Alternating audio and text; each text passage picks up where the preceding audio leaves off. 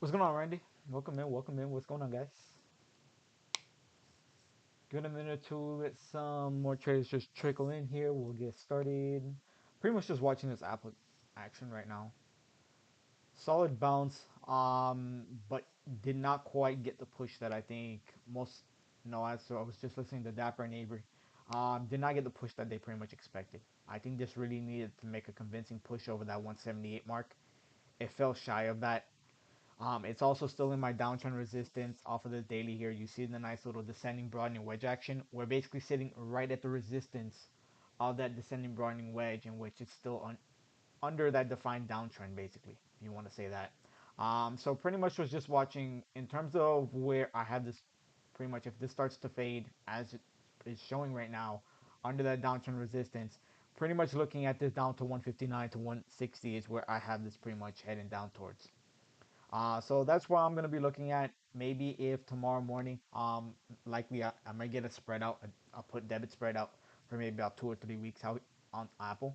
That might be something I look at. Obviously, we want to see it pretty much hold under that 168 mark here come tomorrow morning. That's gonna be the key. Obviously, feeding back off of whatever analyst upgrades, downgrades are gonna come out tomorrow morning. Then you're gonna be able to see how the stock pretty much responds to that on the back end of the earnings report. So that's what I'll watch. As long as it stays under that 168 level come tomorrow morning and market open, then that's going to be the scenario in which I'll look to likely get a put debit spread out on Apple. And who knows, that might end up actually on the newsletter. So that's just something of pretty much a little insight there. So that's something I'm going to keep an eye on. We'll keep it on watch. But 159, 160 is ideally the level that I'm going to be watching here to get a nice little put spread out towards in the next 2 to 3 weeks. What's going on, Lobo? What's going on, Sids?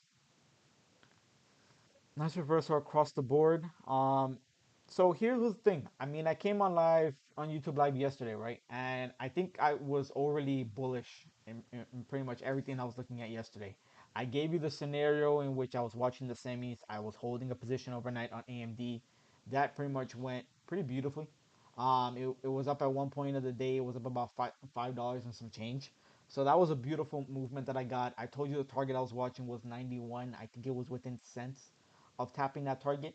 So that was just a beautiful one. But what really gave me the insight in which we were really going to be so bullish today, and I pretty much came on here yesterday and I was pretty much telling you that SPY was likely going to go to the 427 mark. But what gave me that insight is that all the catalyst, all the momentum was pretty much right there for the taking. If you look at the fact that we had the Microsoft earnings and we had the Facebook earnings, made sense that we got that nice little continuation. We got that beautiful momentum off of that. I also mentioned about steamrolling into the Apple earnings. As you see, I mean, it couldn't have gotten any better. It went up $7 today, right into its earnings report. Same thing with Amazon. You had a $150 day on Amazon there at the peak of the day, and that was a beautiful steamroll right into their earnings. I also mentioned about Netflix. That was on a 6 day red streak. What did we do? Once that went green, you had a $10 push right off the bat. So that was all there. And then pretty much couple that with the semis that have been dead relatively for the past few days, that showed a sign of life here today as well. So all that combined, it just seems like all the catalysts, all the momentum plays, all the pretty much the earnings run up in terms of Amazon and Apple was all there to make this kind of day as solid as it was. Now, what do we see tomorrow? Right, tomorrow's Friday. I'm gonna pretty much say a little bit of a caution right now, um, primarily because of the fact that obviously we see how much Amazon is down after hours here. That is not pretty. I know that Avery also mentioned that he has it going down to about 2,500. If that goes down to 2,500, we're basically taking out this March 8th low that we have under 2671. So that's going to be a progressively a slow bleeder here within the next few days, going into next week as well, as it's basically lost basically all of its momentum right now that it had going into that earnings report. So that's going to be something we're going to watch alongside Apple, as that one's likely going to end up fading under the downtrend resistance it's sitting in from that earnings report. So those two I expect to pretty much drag us, right? So that's process of elimination right now, is that Amazon and Apple are likely going to end up being a fader tomorrow. Now, if you couple that with the weakness that we already saw with Tesla here today, that could smell trouble for us going into tomorrow. So that's pretty much three key components of your Qs, your tech names. That's likely going to be your downfall tomorrow. So that does not smell like we're gonna get upward continuation here going into tomorrow in the broader market. Um, Now, when I say that, we could see maybe the banks, energy, oil, those kind of names can maybe hold up the market to an extent, but this tech is likely going to end up leading the downfall on the back end of Amazon, Tesla, and Apple. All right. So that's just something that I would be cautious about right now. That's something that I think that you should really be considering about that.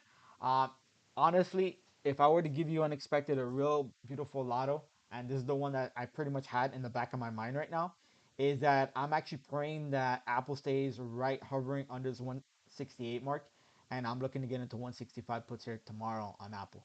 So I'm hoping that I can get those 165 puts out of the money so that they end up being cheap on the 0 day and that ends up going in the money.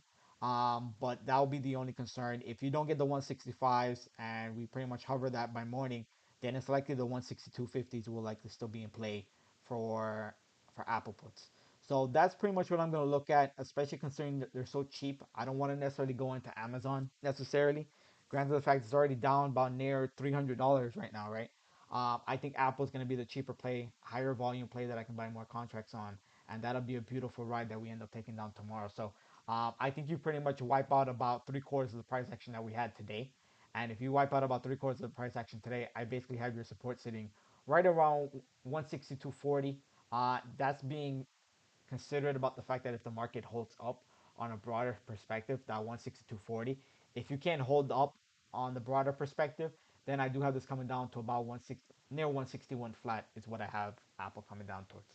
So that's going to be my 0 day likely tomorrow. I'll probably give you unexpected if you're in the Discord, likely ping me tomorrow morning and I'll give you an update how I go about playing that one tomorrow. All right. But that's likely going to be my 0 day going into tomorrow is that Apple one. Just being cheap, the fact that it's still under downtrend resistance when it peaked at that 168 level, I think that's going to be a beautiful fader tomorrow on the back end of Amazon weakness and Tesla weakness that we also have on deck. All right. So that's pretty much my perspective right now. Other than that, we'll see what the semis do. I think that's going to be another highlight, another spot to look at tomorrow, alongside Facebook and Microsoft, because that looks like where most of your relative strength is left in this market right now. Is the semis, Microsoft, and Facebook. Those are pretty much where I'm going to be looking at, in particular AMD, Nvidia, Microsoft, and Facebook. Those are the four names I'm going to watch tomorrow to see if they actually have any kind of strength going into tomorrow morning, or if Apple, Amazon, and Tesla really just drag the entire market down with it, and the rest of tech just goes follow along with it, and we take a ride right back down. All right. So that's basically what I'm looking at. In terms of my SPY chart, which I haven't looked at the daily today just yet, I pretty much just mentioned that we had the 427 target. We blew past it just a bit up to that 430-ish mark, close enough, 429 half. I was expecting if Apple had good earnings, then I was expecting us to go up towards this 432 mark where you see that black line right now on my SPY chart. 432 was going to be my upside target if Apple had done good. That was not the case. As you see, we're down to back to 426. So I basically have us coming right back down to my support here, sitting at 423 high, and below the 423 high, we're coming down back to 420 flat. Is what I'm looking at here tomorrow. So that's particularly the levels I'm going to be watching to see how that ends up playing out. But again, tomorrow morning will likely be a key factor pre-market to see outside of Amazon, Facebook, Amazon, Apple, and Tesla, what is going to end up showing strength to hold up the markets. Should we play the ones which haven't run as Nvidia? Um, I wouldn't say that necessarily because of the fact that AMD had a solid run already. I mean, its upside target was 91. Nvidia had a strong run today. I think 200 was that upside. I was watching that 200 mark was pretty much a very big mental number off of Nvidia. That was a prior support level. Now it's going to act as resistance. So I don't think you have much upside left on the semis in particular just yet this week. I think you're going to have a little bit more downside, and then you get a potential movement going upside next week. So that's my only concern. But I think, like I said, tomorrow morning pre-market is likely going to give you that bigger storyline of whether you have some relative strength there in that sector. We also had Intel that reported earnings after hours. So they also went down about, I think, about $2 and some change after hours. And it looks like they pretty much also Not that they usually end up dragging the semiconductor sector as a whole down with it, but it is pretty much down on the back end of Apple, also just bringing down the whole entire tech sector. All right. So that's pretty much what I'm looking at. Hopefully we get a shop cloud alert tomorrow. That'll be something that'll be a beautiful sign tomorrow if we got that. I still have downside on shop coming down towards about 343. That's the level I'm watching here. So maybe we get a shop a cloud alert on shop. But damn, I did not know it was down 5%, which is pretty much in sympathy to Amazon dump. But let's see if we get a cloud alert on that one going into tomorrow. That'll be a pretty beautiful one to watch and see what ends up happening there. Other than that, outside of that, Facebook, I mentioned it. It kind of went almost picture perfect to what I expected. It's just the dip scenario that ended up being a little bit more deeper than I expected, basically. I pretty much mentioned yesterday, Facebook, I was watching it towards that 196, 198 for the dip buy opportunity. It came down to 194 and it still smacked my target I was watching of that 207. So that was a beautiful play off of today. I don't think you have much upside left here. I think you're going to have quite the resistance. That resistance was at 210. Maybe we see this go back green tomorrow. And that's why I say it depends whether we have relative strength in these other tech names, Facebook, Microsoft, and semis. But 210 was my upside, as high as that 210, 210 high. But otherwise, if we start to fall back, we start to regress and pull back, then I'm watching this right back down to 198.5 is where I'm going to be watching Facebook as it pretty much retraces partial of this move today. All right. So outside of that one, the other name was pretty much Microsoft. This is the other one that everyone's pretty much watching. And the funny thing about Microsoft was that earlier on in the week, I had saw 300 calls hitting, and obviously that was pretty much in my mind. It was pretty much for earnings. Granted, the fact that it came out of earnings not even that high, I was not expecting this kind of continuation in this fashion. But that was just a beautiful movement. Those 300 calls has a possibility to actually carry the market tomorrow. It really does, and that's why I say, outside of Apple, Amazon, and Tesla, maybe you have an opportunity with some other tech names that actually do hold up the market, and this might be one of those. You have the beautiful gap fill here that has not been completed at this 296 half level, so that's something to keep on watch. So if you're able to pretty much get this price action over 293 and a quarter here, I think this is going to be one where it's going to be in play to 296, and then that mental number that everyone's just been, the volume just continues to pretty much increase is that 300 call. So that's maybe another opportunity for a 0 day tomorrow in terms of upside, but that's going to be contingent upon whether the market ends up holding up in other areas of the tech sector. All right. So that's pretty much rough idea of what I'm watching. Obviously, everyone's going to be looking at Tesla as well. I know that Tesla was one that I was fairly bearish on it, but what a recovery it had on such a trend day. It was hard to go against the trend, basically trying to force puts on Tesla. And that's usually something that I try not to do is when you're trending in one direction, it's hard to really go against the trend, basically. And this is one that I would not, even though it was showing the relative weakness, you wait for the broader market to show you the weakness before you short that stock with relative weakness. If that makes sense, I hope everyone understood what I just mentioned, right? But you don't try to go against the trend when the broader market uptrend was still intact, and despite the fact that it was down about 20 something dollars, a little bit around earlier late out morning hours to lunch hours, I think it was still down around 20 something dollars, but the broader market was still in a defined uptrend. So that was not a smart move. Maybe some of you that tried to short it, but nonetheless, I'm gonna be watching this one tomorrow. We'll see what kind of price action we get. If I'm really gonna look to short this, I think it's under this level, under this 871 was that level that I was watching. As you see, uh, after hours here, we are under that level. So I'm gonna look to see if we likely end up getting a little bit more of a downside here. Under 861 would be the next level that I'm particularly watching. 862 to be more specific. All right. So 862 would be that level. Let's see if that gap down after hours here is pretty much holds, or if we get a little bit of a bounce going into the morning hours. All right. Quick question for Friday cloud alerts. What's the best way to play options expiring on the same day, or next week's could be better?